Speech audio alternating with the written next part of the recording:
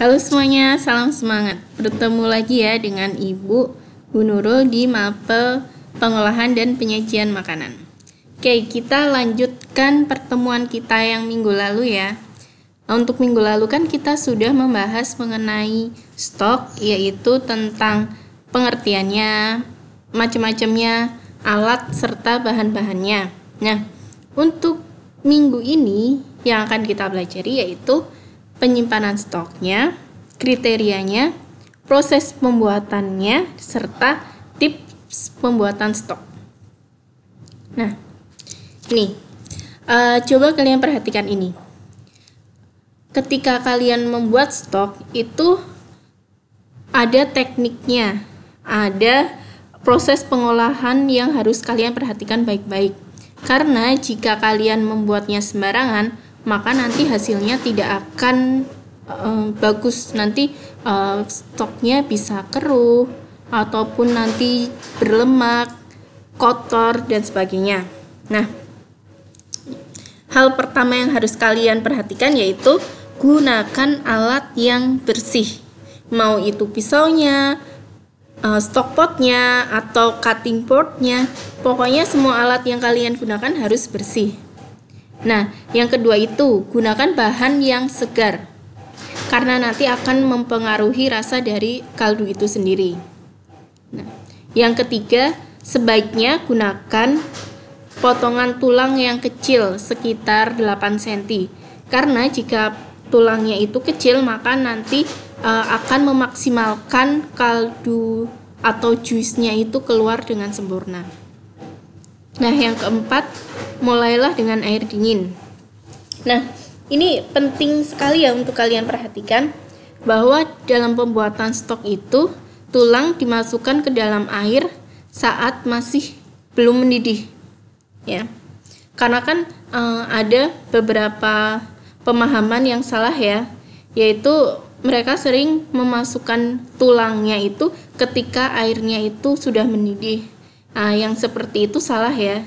Jadi seharusnya dalam pembuatan stok itu tulang dimasukkan saat airnya itu masih dingin. Mengapa harus demikian? Nah, tulang itu kan mempunyai beberapa lapisan ya. Nah, saat tulangnya itu masuk ke air yang panas, nanti permukaan terluar dari tulang itu akan nutup. Otomatis dia akan nutup, kemudian jus yang ada di dalam tulang itu terperangkap, jadinya tidak akan bisa keluar ke dalam air. Nah, nanti kalau seperti itu jadinya rasa stoknya akan kurang sempurna gitu. Nah, jadi jika kalian memasukkan tulangnya itu saat airnya dingin, jadi lapisan dari tulangnya itu masih tetap terbuka, kemudian jusnya itu bisa keluar dengan sempurna. Kayak gitu. Nah, selanjutnya yang harus kalian perhatikan juga yaitu keluarkan lemak dan busa yang timbul pada permukaan kaldu. Ini namanya teknik skimming. Untuk teknik ini sudah kita pelajari ya di minggu lalu. Selanjutnya yaitu setelah mendidih, kecilkan api. Nah, bila mendidih terlalu lama, itu nanti pengaruhnya itu stoknya akan menjadi keruh gitu. Terus ketujuh adalah tidak perlu ditambahkan garam, karena kan stok itu digunakan untuk menambah cairan pada masakan lain ya. Jadi otomatis stoknya itu tidak perlu ditambahkan garam lagi. Nah, kedelapan, apabila ingin disimpan, itu stok sebaiknya didinginkan terlebih dahulu. Oke, lanjut. Nah, yang perlu kalian perhatikan juga yaitu dalam waktu pemasakan tulangnya. Untuk pembuatan stok perlu kalian perhatikan baik-baik yaitu direbus dengan lama dan perlahan-lahan. Mengapa sih harus lama dan perlahan-lahan? Nah, hal itu dilakukan supaya zat-zat di dalam si tulangnya itu bisa keluar dengan sempurna dan jadi akan memberikan rasa yang gurih yang khas dari kaldu itu sendiri. Nah, tapi perlu diingat juga ya, memang memasak kaldu itu harus lama, tapi juga kalau terlalu lama nanti rasanya akan pahit dan warnanya juga akan jadi keruh. Nah, untuk mengetahui waktu yang tepat, nih, coba kalian perhatikan gambar berikut ini. Nah, untuk kaldu tulang sapi itu rata-rata waktunya itu sekitar 4 jam. Nah, kalau untuk tulang ayam itu sekitar 2-3 jam. Nah, untuk tulang ikan karena kan rapuh ya kalau tulang ikan ya, nggak terlalu keras, jadi butuh waktu yang cepat sekitar 20 menit. Nah, kalau untuk tulang kambing itu dimasak sekitar 3 jam saja. Nah, nih kita belajar mengenai kriteria stok. White stock itu yang bagus, itu dia jernih, bening, bersih, dan yang paling penting adalah tidak berlemak. Nah, supaya tidak berlemak itu salah satu tipsnya ketika kalian membeli tulang itu kan biasanya masih ada itu loh, lemak-lemak yang warnanya putih. Nah, itu sebaiknya dihilangkan terlebih dahulu. Karena itu kan lemaknya, nanti kalau si putih-putihnya itu masih tetap dipakai, nanti hasilnya dari kaldunya akan berlemak.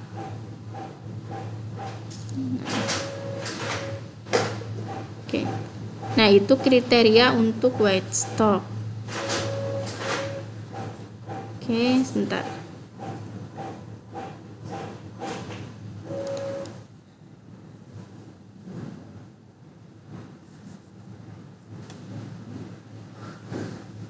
Nah, ini adalah kriteria dari brown stock. Hampir sama dengan white stock, cuman yang membedakan adalah untuk brown stock dia warnanya agak kecoklatan seperti air teh. Untuk mendapatkan warna coklat seperti ini, di awal pembuatannya itu tulangnya seharusnya di roasting terlebih dahulu, atau nama prosesnya adalah browning. Oke.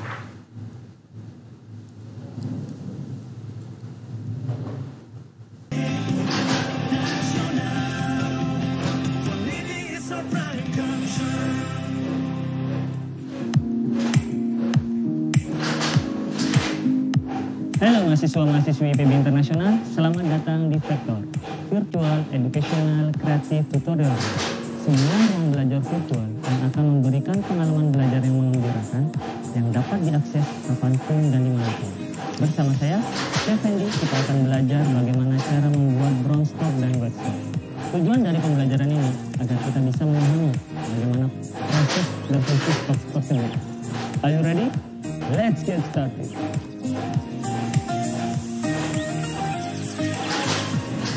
Untuk yang pertama, kita akan membuat brown stock. Adapun alat yang kita perlukan, stockpot, bowl, food tong, wooden spatula, skimmer, conical strainer, ladle, hand glove, dan roasting tray. Selanjutnya untuk bahan yang kita gunakan, beef bone, merpois yang terdiri dari onion, carrot, dan celery stick.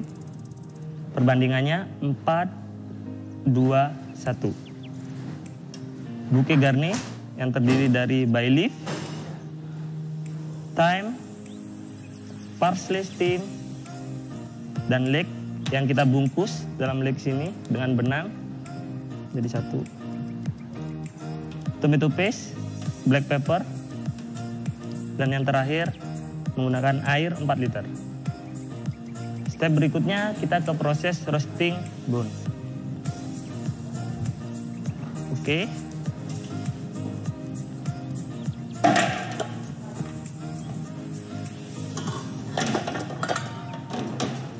Usahakan roasting tray-nya agak lebar seperti ini agar dia permukaannya dari setiap tulang itu browning. Kita proses roasting sekarang.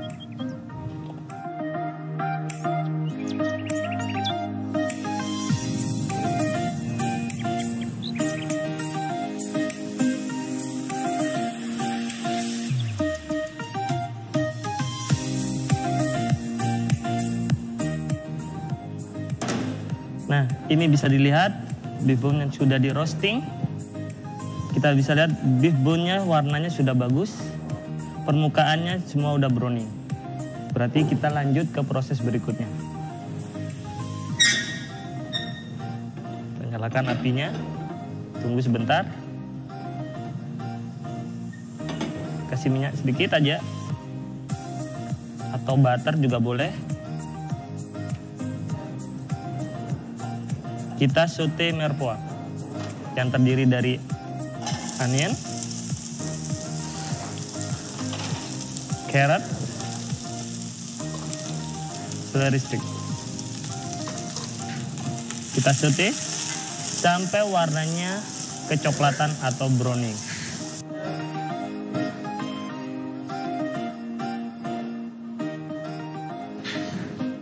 Setelah warnanya kecoklatan seperti ini atau browning, kita bisa masukkan beef bone-nya.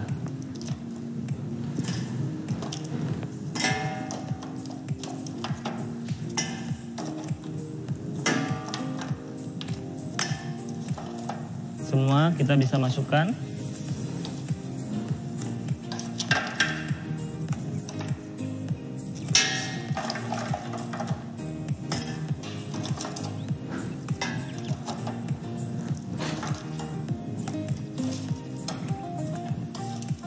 Oke, setelah itu kita aduk sebentar.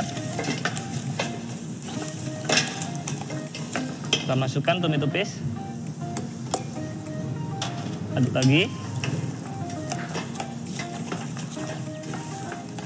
Kita tambahkan air.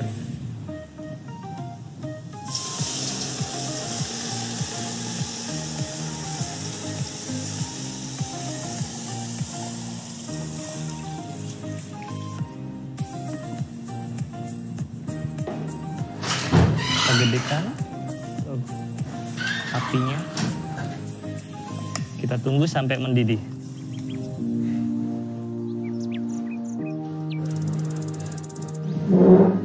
Setelah mendidih, kita masukkan bouquet garni sama black pepper whole.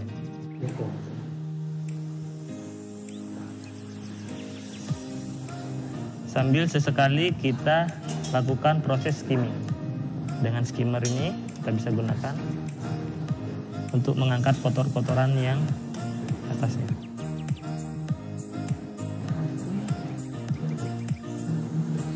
Selanjutnya kita lakukan proses simmering, yaitu dengan menggunakan api kecil.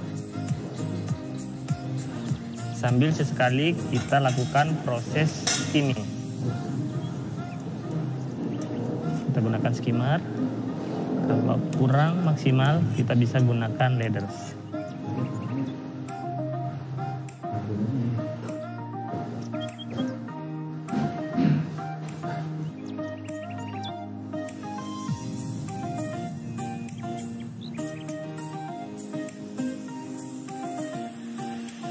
Setelah proses simmering kurang lebih 3-4 jam, kita lakukan proses penyaringan. Kita gunakan conical strainer dan bowl.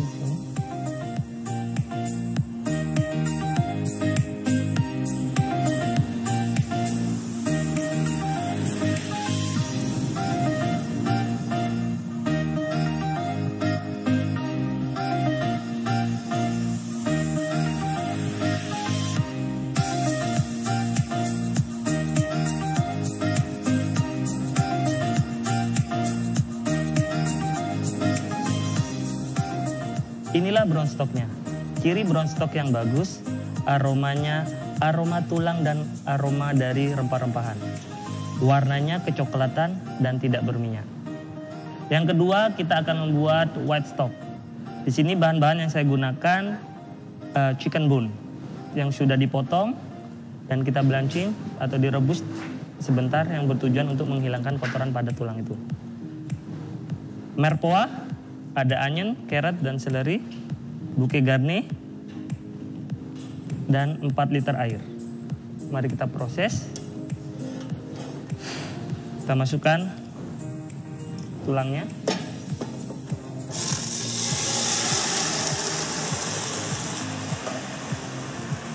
kemudian onion, carrot, celery, bouquet garni, dan air 4 liter.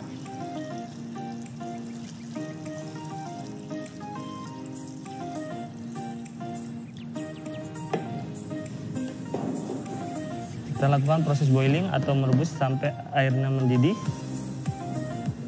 Setelah mendidih, kita lakukan proses simmering. Sambil sesekali kita lakukan proses skimming yang bertujuan mengangkat kotorannya. Kalau tidak memungkinkan, bisa juga menggunakan ladle.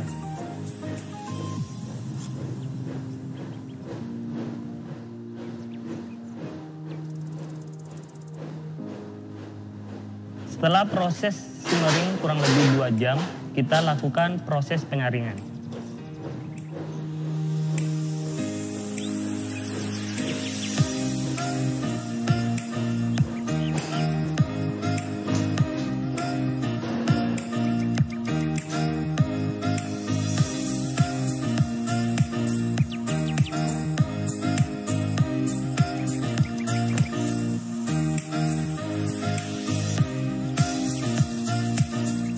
Inilah hasil wet stocknya. Ciri wet stock yang bagus, aromanya masih aroma rempah-rempahan, warnanya bening dan tidak berminyak. Demikian pembelajaran kita hari ini. Dapat disimpulkan bahwa perbedaan dasar dari brown stock dan wet stock ini terdapat pada proses atau perlakuan terhadap tulangnya. Pada brown stock melalui proses browning, sedangkan pada white stock melalui proses blanching. Dari kedua stok ini dapat difungsikan sebagai bahan dasar pembuatan sup dan saus. Selain itu, juga sebagai menambah rasa, aroma, serta nilai gizi pada makanan. Semoga bermanfaat dan menjadi referensi pembelajaran kita kali ini. Trust your virtual educational creative tutorial room by... Nah, berikut tadi adalah proses pembuatan white stock dan brown stock ya.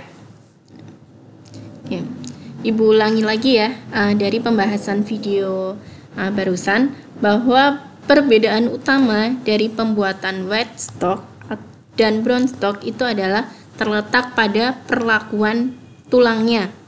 Jika pada brown stock itu tulangnya sebelumnya di browning terlebih dahulu sampai kecoklatan.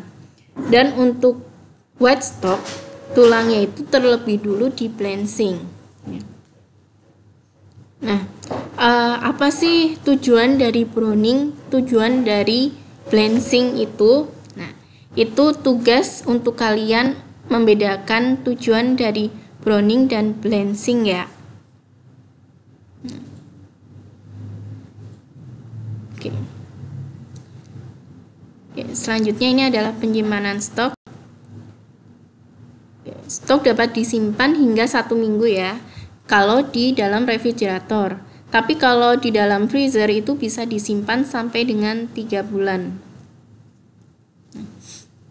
Dan yang harus kalian perhatikan juga yaitu untuk stok itu sebelum disimpan itu harus benar-benar dingin dulu.